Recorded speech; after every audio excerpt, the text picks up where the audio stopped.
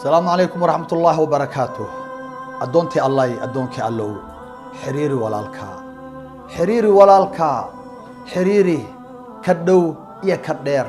مؤمنين ته markay sifooyinkooda laga sheegayo waa kuwa garabka u raariciyo walaalahood waa ka u dhahaya ruhamaa baynahum dhaxdooda way isu naxariistaan xagee aadin naxariista leeynagu sheegayo aaway miyaynan mu'miniin ahayn xiriiri walaalka soo ma ogid in usbuuc walba laba fursad oo qaali ah oo aanan soo noqnoqonaynin in maarta ayna dhaafto soo ma ogid oo aanay u soo noqonaynin ka madaxa adag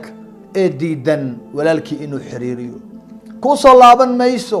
haddii aad sida ugu madax adag tahay waa ku dhahayo xabiibkeena salawaatullaahi wasalaamuhu calayhi xadiidkan waxa soo saaray muslim min xadiid abi hurayra radiyallahu anhu wa ardaa waa ka uu dhahayo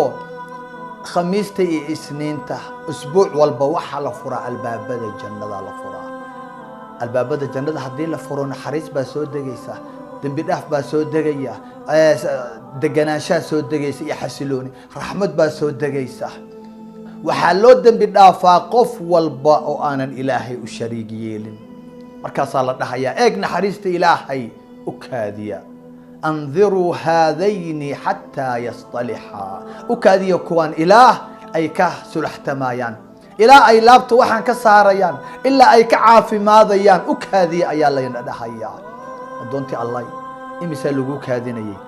walaalka hadaad 20 sano ka go'oneed oo aadan la hadlaynin imisa khamiis isniin baa ku dhaaftay imisa fursad ayaa ku dhaaftay maanta waad nooshahay walaalka baa ah waa ku jeclahay walaalka aadan la hadlin 20 sano ka faa'iideysta fursadda iyada ah fursaddan ka faa'iideysta oo waa fursad qaali ah marnaba ina soo mari mayso maxaad ku goynaysaa walaalka maxaad ku goysay walaasha oo aad jannada ku waayeysaa maxaaba adduunyada ku goysay walaaluhu cadow maaha adoomaha ilaahay cadow maaha kuwan cadow ka yeelo laguma dhihin kuwan gool laguma dhihin kuwan maaragtay ka fogow laguma dhihin kuwan cadaawad u qaad laguma dhihin kuwan waa kuwa lagu yiri xiriiri waa kuwa lagu yiri maaragtay jeclow kuwa lagu yiri salaan kuwa lagu yiri caawi yuusan ibliis iyo nafsad iyo shahwad adduunyo iyo qurun wax yeesan naga goynin walaalaheen aynu isjeclaano aynu ismaaragtay caawino laabteenana aynu xaarno ilaahay haydan barakeeyo meel walba aad joogtaan allah idin walaaleeyo allah idin mideeyo ilaahay waxaan ka bariyaa adduunyo aakhiraba inaad walaalo noqotaan wa kunu cibaadallahi ikhwaana assalaamu calaykum waraxmatullaah